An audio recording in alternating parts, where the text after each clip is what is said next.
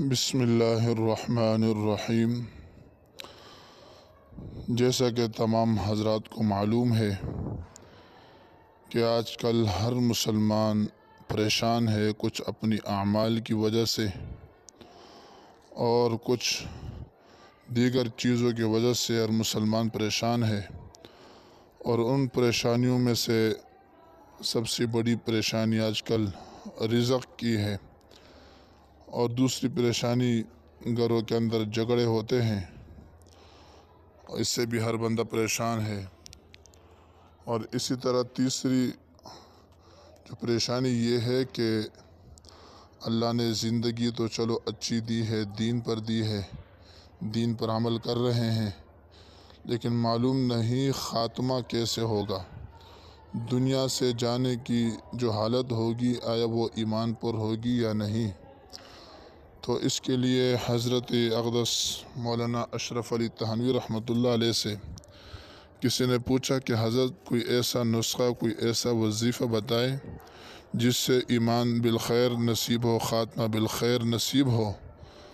تو حضرت تھانوی رحمۃ اللہ علیہ نے ایک حدیث بیان فرمائی ہے، اور اس حدیث کے اندر ان تینوں مسائلوں کا حل موجود ہے۔ حدیث میں ہے کہ آپ صلی اللہ علیہ وسلم نے فرمایا، جو شخص فجر کی 2 رکعت سنت اپنے گھر میں پڑھے تو اس کے رزق میں وسعت کر دی جائے گی، یعنی اس کی رزق بڑھا دیا جائے گا، اور اس کے گھر والوں میں جھگڑے کم ہو جائیں گے۔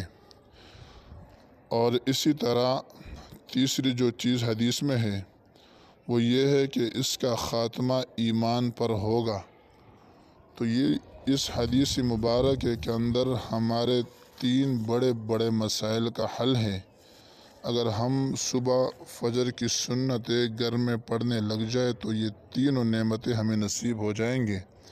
کوئی مشکل کام نہیں ہے، بس صبح جیسے اٹھے گھر میں آپ نے وضو کیا، 2 رکعت سنت فجر کی پڑھ لی، اس کے بعد مسجد گئے اور فرض نماز مسجد میں ادا فرما لی۔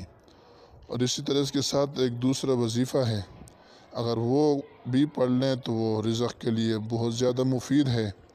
وہ یہ ہے کہ فجر کی سنتوں کے بعد اور فرضوں سے پہلے سبحان اللہ و بحمدہ سبحان اللہ العظیم استغفر اللہ یہ 100 مرتبہ پڑھ لیں تو یہ بھی رزق کے لیے اور روزی کے مسائل کے لیے مجرب ہے۔ اللہ تعالی ہمیں دین پر عمل کرنے کی توفیق نصیب فرمائے۔